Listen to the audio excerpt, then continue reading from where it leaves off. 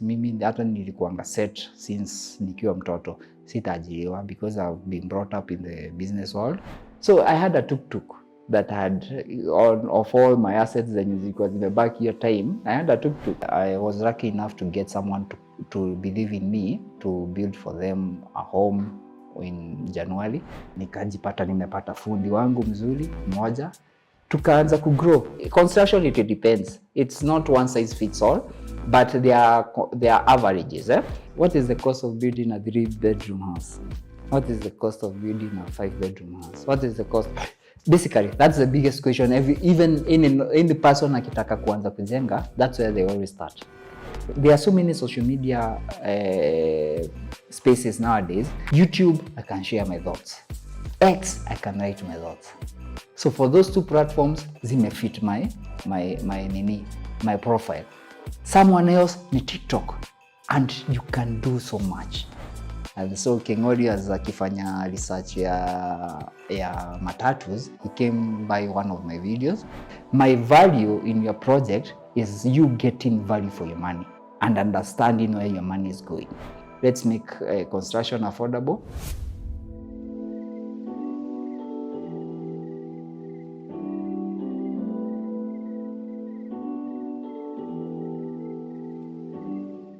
My name's Miano Muthii, but better known as Miano Muthii. Miano Muthii on the online surface. I'm a YouTuber, a construction geek.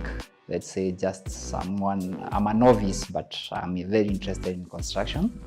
And I'm a business person. And also now I own a construction business, a company where we do fencing and build simple structures such as site houses, toilets, and we have recently graduated to build small bungalows. I've been the troublesome kid, somehow. So I've never had a specific journey because in school I've done accounts, ACCA, didn't complete that. I've done actuarial science for 1 year in JKUAT, I didn't complete that. Had a hiatus of kusoma for 2 years. Joined KU. From JKUAT I joined KU. Nikafanya sports science for 4 years, and then after doing the sports science, I immediately went into the business sector. Tried my hand in catering, which was birthed when I was doing my attachment on sports science. I was working on a gym. I was selling some salads in the morning. I realized I can cook. So, and with some YouTube, that time, it was in 2014. That time YouTube was peaking. So I realized I have a way to cook good meals and simple meals. So I started cooking. From there, I was employed by my dad to work in the matatu industry. If you go to my YouTube, you shall realize I'm very vocal on the matatu issues and especially the challenges, because for me matatu was never sweet. Let me basically say it was never sweet. I was employed on the matatu industry by my dad, which we are still running up to 2017. 2017, I did a few businesses here and there. And then I started a Coke depot, which I shared, and it's a very popular video on my channel. And I shared that experience, which was sweet and bad at the same time. Nikaanguka, nikainuka tena. I came here, I tried an app called Vovasoko in the midst of COVID. Tulikuwa tunafanya deliveries here in town. And now from there, I went back home in 2021 to manage my dad's estate, who had passed on. So it's during that managing the estate that now I decided to do YouTube to share my business experiences. Construction came like an afterthought, It came like an afterthought because I shared a project that we were doing and how I had managed it, and people were very interested in that. It's from there someone gave me the idea to start. One of my subscribers gave me the idea to start a business in construction, where and she even gave me the opportunity to serve her as the first customer, which I'm very grateful. And by the way, tunamjengea nyumba sasa. We are, after doing the fencing last year, we are at the stage of constructing a house for her. But I'm the rarest person who does that. Yeah. Everyone has their likes. It's not due to lack of fees or anything, but it's because of my interest. I'm passionate. When I'm passionate about something, I like it. In school, the reason even I decided to do sports from accounts to and because I was combining the CCA and actuarial. From that that I was doing because I'm interested in probability and statistics. And if you see my YouTube, you realize I like that. That's my area. When I went to school, ni kama masomo inadidimisha hiyo kitu, make dull. So I was bored with that. When I decided to do sports, the reason I even considered sports because when I was in school, I never played any sport. But I used to, ili kwenda funky, nilikuwa na join kama coach wa futa. Ile tu, obviously they won't listen to you, their peers, but for me even to join the conversations, I was like the coach of a class or a dormitory or something like that. Yeah. So that's how now. But now with that, the school system in Kenya, I think it does a disservice to most people because the passion you go with inadidimisha hiyo passion. Ni kama ilikuwa inaua. So right now, even mambo ya sports, I only watch some basketball here and there. Yeah, very much. And so I nowadays took part in playing basketball. Yeah. My YouTube was struggling. That's why even I did that video. Because I needed content. The kind of content I'm doing is not relating to people. Nafanya biashara. I relate. Naambia watu hii mambo mingi, naambia matatu ni mbaya. I relate. Which came later to relate with people. But now I realized to share that video picked up. Compared, I had like 30 subscribers, ikanipeleka to almost 500. Yenyewe tu. And then it's organic. And it's because there is a nudge of people to understand. And I didn't do anything on that video. I just went, I love numbers. Nikaambia watu, hey, nimenunua chuma za 500,000. Zimetumika hapa na hapa na hapa. Nimenunua mabati hapa. This was the use. Nimenunua simiti hizi. Tumejenga na these days. Tumefanya hivi na hivi. Just numbers. I even didn't share, hata iko imemalizwa. It was curing to be painted when I shot that video. Because I started the YouTube on October 28th. That is November, basically. And then the painting was being done on November 15th somewhere for tenants to get to December 2022. So, because of all that, unaona people were so, watu wakarelate na hiyo video, but nikaweka afterthought. So the video that made me respond was a friend of mine was building, who is an architect, na he is a contractor also, architect plus contractor. Alikuwa anajenga mkahawa yake. Nikaenda nikamwambia, hey boss, what you are doing here, you are saving costs. Nielemishe. And then nikamwambia, can I do a video? Akaniruhusu. Nikaambia watu, and then sometimes he would leave me on site to manage. Hata namtafutia wafanyikazi sometimes. Ananiambia, hey, siko nini, leo kama unisaidie because now like I attached to him because I was very interested. Now the initial ile project ingine nilifanya so good, people related with it because I hit the budget. Our budget to exceed only like 20k. Kila kitu ilienda according to almost plan. So with that now nikaanza kukua hivyo. Now with those two projects on my YouTube, that's where now call started. Someone pushed me, nikajipata nimemfensia hapa Kiambu, and nikajipata nimepata fundi wangu mzuri mmoja, tukaanza kugrow. Now I have a big team, and yeah, tunaendelea tu pole pole. Yeah, as I told you, I went to help manage my dad's estate, and now in that particular time, I'm rich but I'm poor. You get it? See, I don't track anything. I don't track transport, niko na gari. But hata hiyo gari kuiweka mafuta sometimes ni shida because ile pesa si yako. You see? Yeah? So that part ilikuwa inanisumbua. What can I do when I'm here to enhance my life better ama to make my life better na nisirudi Nairobi, because opportunities are in Nairobi and I know that, and my town is quite small. Naija iko exposed sana, na sitaki kuweka duka. Business in Kenya is kuweka duka. So I went, told my mom nitaanza YouTube. Hakuwa anaelewa hiyo kizungu, hakuwa anaelewa.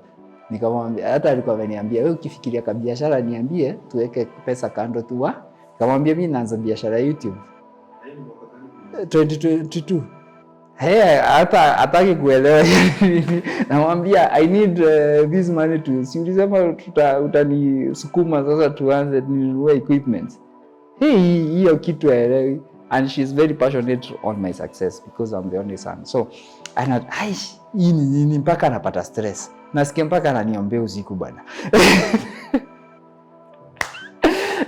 So but I convinced her, but hakuwa convinced. So I had a tuk-tuk that had of all my assets zenye zilikuwa zimebaki hiyo time. I had a tuk-tuk. Kaenda nikamwambia, so hii tuk-tuk tuna disposed it, the money that came from that. Ikakuja Nairobi, I bought a camera. Nilikam na ilikuwa 140k almost. Camera, rights, easy rights mbili. I remember even my C's nearly in support na do ya rights. Easy the search. I bought 2 rights, nikanunua camera, nikanunua mic set, mic vizuri, mic mzuri, kwanza za 35k. Kwanza hiyo iliniuma siku za kwanza, but I see the value today. So mic, camera, and then I went hired a studio. So I was set, I'm doing this. Shida ilikuanga now, it took me 6 months hata kukuwa monetized. Kufikisha 1000 subscribers ilibidi nilipata almost February. You can get there. So hiyo time yote unatoa videos, people are not watching. Hatuelewi maadheni yana kama na nilipia ofisi. Sasa niko na studio. It's office plus studio. Sina ndo ya kulipa. But so kama nalipa na boeka. Tunang'ang'ana tu. Stima zimekatwa, anakuja ananisort tu. So at the same time I also have some other hustles. Si ati nimelalia hivyo, but sometimes I was struggling here and there. But now this idea, the idea ya fencing ilipokam, because I have the facilities to work with that. Hiyo ndo sasa ilikam, sasa ika boost, because the channel was not making money. Now I have an income from the construction part. I went to the weekend edition. This came from those initial videos. I was sharing my frustrations on matatus. And so Kengori, as akifanya research ya matatus, he came by one of my videos and I was detailing the cost of owning ama operating a matatu. So as I was explaining that, you see my videos are cost of So as I was explaining the cost of operating a matatu, Kengori invited me, akaniambia come and share what you do. Nikaenda TV station, tukabonga. Channel yangu ilikuwa na about 1200 subscribers, nikajifika almost 3000 in 2 days. Nikapata new members, watu wanakama wanapata nafanya some construction, some business, but most people were interested in matatu na construction. Matatu because kuna needs, construction because kuna mashida. You see, kuna so many needs in matatu industry, same case in construction. So those were the two. So I've always been torn, should I go in construction and matatu? But me, my heart left matatu industry zamani. Today, if I'm at my office, I'm shooting construction videos or visiting construction sites or managing construction projects, such as I'm saying, fencing is my key. But now we have branched off to building structures. And I've tried, I was lucky enough to get someone to believe in me to build for them a home in January and some renovations last year, which now kickstarted my venture into that area. And now with that I can say sijakuwa na experience mbaya isipokuwa moja, which it was a big headache, nikachoma pesa, but I won't go into the details of that. But apart from that one bad experience I had, My fencing business has been good. And then now gradually I'm going into the construction space. And the reason why I can say that the gap, I'm a novice. I just happen to know things and do a lot of research. I do a lot of research on construction. So the thing that differentiates me from the other people is that I don't skip steps. Unaweza niuliza, hey, wewe unaingilia mjengo na wewe hujasomea mjengo. No. I was showing you a conversation. I have an engineer on my call. Nikitaka kujua hii part. Hey, if we need a structural engineer, I have an engineer who I can call. I have architects who I relate to. Wananiambia hii na hii na hii. Kuja nicholee nyumba. So all those things, I incorporate them. Me, I'm just a facilitator. The people who rhyme with me and who have my principles ni kuwaleta pamoja. Tunafanya kazi, project inafanyika. There is space for everyone, and my space specifically, I'm feeling a need that has been there. A need where when you talk to an engineer, he won't atakupatia terms and things, anakuambia you need D16 za hii na hii na hii. Unaelewa, anakupatia structural terms. When you talk to an architect, it's that very professional stuff, and it's very healthy na ni muhimu.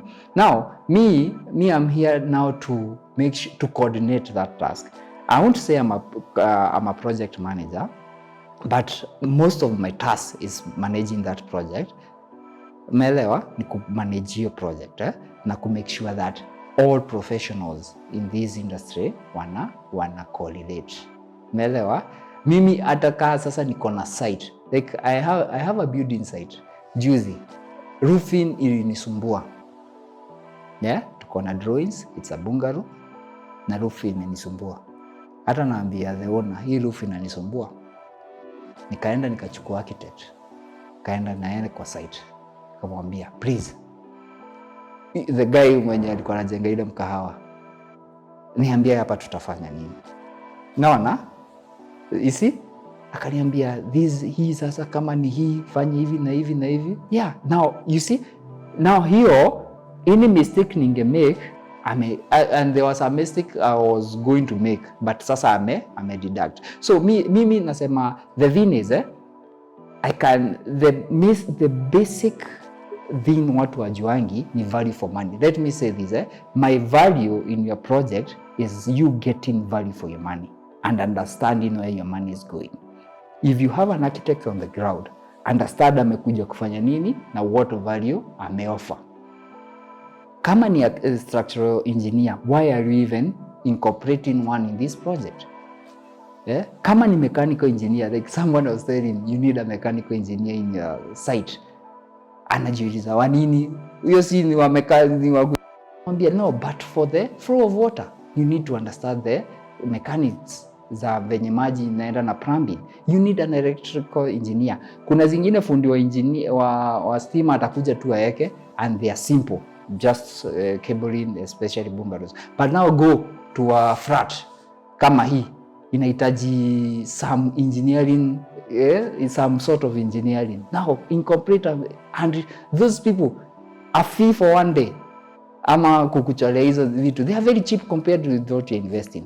So nasema my idea is to show you where the money is going and you get your value. Maana you get your value for your money. Ujue niliita engineer mara 10 but I got the value. Hata kama alikula 100 ama 50 whatever mlikubaliana, I got value from him. You see, that's the most important, and that's how now I can even bring in the genesis of Mjengo Tracker. Yeah? Because now people don't understand. Hii pesa, nikitoa 5K leo inaenda wapi? Nikinunua chuma zinaenda wapi? Na ni za pesa ngapi? Those ideas, that's yeah. In high school, sitasema nilikuwa chopi. Hata sikuwa chopi. But the thing that I was certain about, there were 2 subjects. Mathematics, probability and statistics, not the whole of the si mathematics yote, I was very poor, but ikikuja ni hiyo part ya probabilities, especially probability mathematics, I was very good in them because it's something that was intriguing me. That's why even it made me go to study actually. You see, that was the genesis of that. And from zamani, I'm intrigued with business. I love business. Mimi hata nilikuanga set since nikiwa mtoto. Sitaajiriwa because I've been brought up in the business world. I know the struggles, but I also know the fruits. Yeah? The fruits of business is you can struggle even for 10 years, but when you start gaining the fruits, you achieve this. Yeah, it's very worth it. But now, when it comes to hizo finances venye inatoka, I guess it's my talent. Naambiango kwetu mimi ni manager. Mimi najua kumanage ama hivi, but now not only the management part. My talent is to manage, and now numbers intrigue me. Hizo numbers, kujua hii inaenda pale, hii naweza sema ni kitu I'm passionate about. I can stay studying those numbers. Naweza hiyo ni kitu hainichoshi. Mjengo Tracker is a genesis of numbers, and it's a genesis of a few people who are like-minded. So me, initially, I was keeping records on spreadsheets, especially almost everything. I use spreadsheets a lot because of my intrigue with numbers. Now, nikijenga, nikikeep records hii na hii na hii na hii na hii. Hata biashara zetu ukiangalia kuna POS nini. So those kama si POS kuna spreadsheets, kitu kama hiyo. Now, one day nikakam kurealize that those spreadsheets you can manipulate them and get a kind of an app where you can just feed stuff. You see? And then that is where now I was getting my good numbers, almost accurate numbers. Nikishare, I am confident I'm sharing the right numbers because I fed them from day one. Najua ile siku nilifeed because the data is there. Now it's record keeping. Then there are people who are like-minded, wamekuja wameona channel yangu. Pia wao wako na projects wanajenga. And then there is no solution for people in the construction industry to keep these records and to manage their construction. Mi nashare natumia spreadsheet, and then fun enough, wako na IT experience. So from there hapo ndo sasa tukakutana, yeah, from the channel. It's an opening that came from my Mjengo, YouTube channel. We connected, and now Mjengo, there was an existing Mjengo Tracker, but now the version that you see today is what was birthed by our collaboration. So for Mjengo Tracker, I'm acting as the Chief Marketing Officer, yeah, where my deal is to push it, and I'm pushing it through my YouTube and kama sasa kukama hapa. So I'm the face of Mjengo Tracker, which is a task that I know I can handle. And now Mjengo Tracker, basically it's an app where you keep your records. Number one, uwe ni kukuja keep your records. Unakuja na kubridge gap ya, you know how to write everything, then you chosha, and then hata compile. When you keep your records, it will give you proper feedback. Graphs, automatic graphs. Charts, automatic charts. Ukitaka kusearch, nililipa, kama niko na deni, kama sina deni, kila kitu iko hapo. So it's nasemanga, it's not an Excel sheet, but me what I say, it's an Excel sheet on steroids. No, it's what I had, but now it's on steroids. It's much better, and we're improving it daily. Anyone who has been operating it, from 3 months ago, it has very many improvements there. One of the biggest questions I get is, what is the cost of building a 3-bedroom house? What is the cost of building a 5-bedroom house? What is the cost? Basically, that's the biggest question. Even in the person akitaka kuanza kujenga, that's where they always start. And people, I'll give you a good example. Let me even backtrack kidogo before I answer your question. I recently had a conversation with a person alikuwa anataka nyumba, akaenda site akapimiwa nyumba wakapima nyumba, wakasema tunataka bedroom yetu itoshane hivi, table room itoshane hivi. What happened sasa, hiyo wakiwa kwa ground, they ended up having a 5-bedroom house, but the square footage was 660 square footage, 660 meter squared. Yeah, not square footage, meter squared. 660 meter squared. These are 5-bedroom. Whereas I know our 3-bedroom with an SQ, they are 150 square meters, is more than enough. It's more than, majority of the houses you see in Nairobi in Kiuzo ni 150 to 170 square meters with an SQ inclusive. 3-bedroom. It's more than enough. Hii now ni 550. Hii ni 600. Now, hiyo nyumba ukipiga na the national average ya 35,000 for just a standard house, the national average ya government is 35,000. Hiyo nyumba inakuja 24M. This person ameambiwa ile nyumba ya fulani ilijengwa na 8M. Yeah? But it's the difference is the square footage. Second example, I'm building a 2-bedroom house, which is 44 square meters, my own house. A very small 2 bedrooms, 44 square meters. Currently, I expect, because ukiangalia hiyo genesis ya hiyo nyumba, nimeijenga na kujifinya na kutafuta all ways to reduce costs. Not corners, not cutting corners, reducing costs. One example I did, nahitaji miti. Instead, wacha nikate miti yangu. So the cost I've incurred is not ni ya kukata tu. But now I've compromised na quality of the tree. Nimechukua mokema instead ya cypress, which kama ningetumia cypress, my roofing would have gone sai kwa 81,000. Ingetoka 81,000, it shoot to almost 150. So my house, imetoka from 81,000, ingetoka from 81,000 to almost 150. Kama ningeenda kwa timber yard, I buy timber, nizieke. You see? So it's not cutting costs, it's not cutting corners, it's cutting costs, but with a compromise on quality and sacrifice. Compromise na share, this is what I did, but compromise. But one thing nilikuwa najipatia nguvu nayo, nyumba mingi trusses ni za Bokema, walipaka ka oil, ikafunikwa, haijaribika. So I'm just using my logic to come up with cost saving strategies without cutting the corners. Kama ni foundation, sikukosa kutumia chuma. I went in my town, kuna nyumba zilikuwa zinabomolewa. Hiyo chuma ya kule ground pale chini, juu ni black cotton kwetu. Yeah, hiyo strip ya huko chini, yako kabimka chini after blinding. Hiyo ni chuma tulitumia, hata kuna zingine ni D16. Kuna lines za D16 plus 12 zimechanganywa.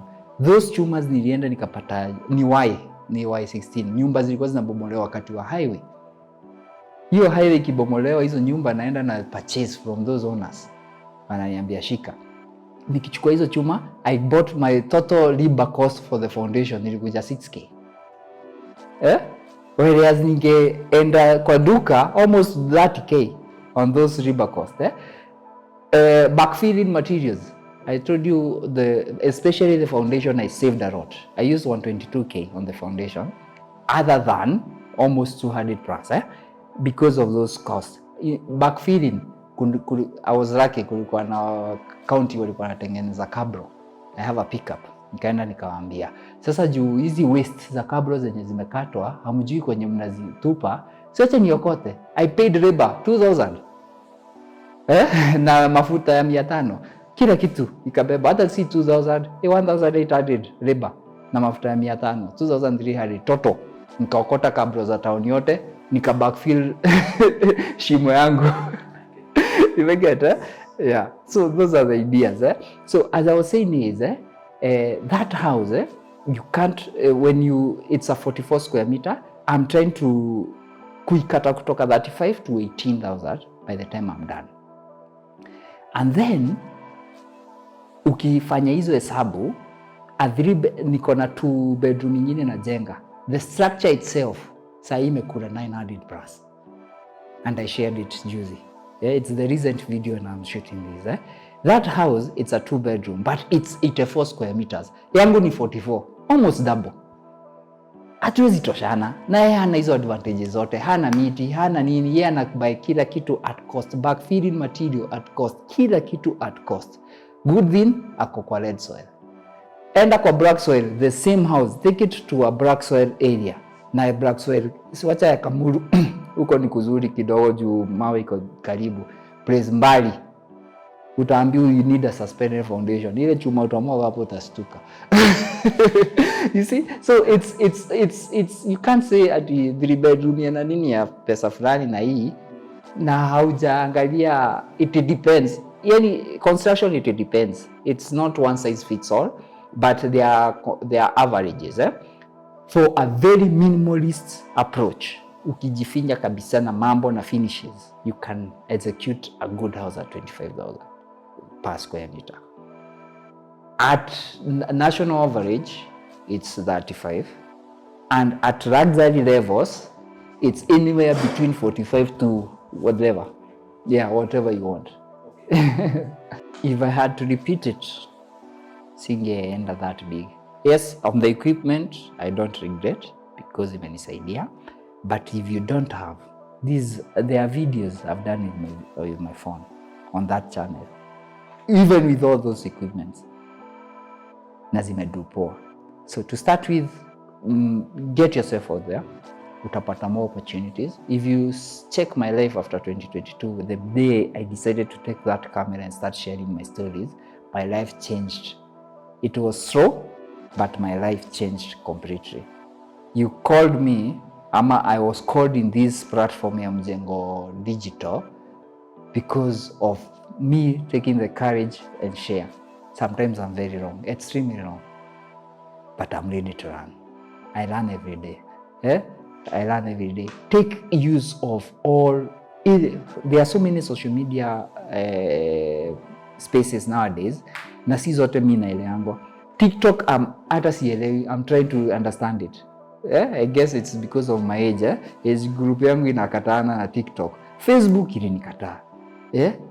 Instagram hiyo kupost picture ama bragging. Me I'm kind of private.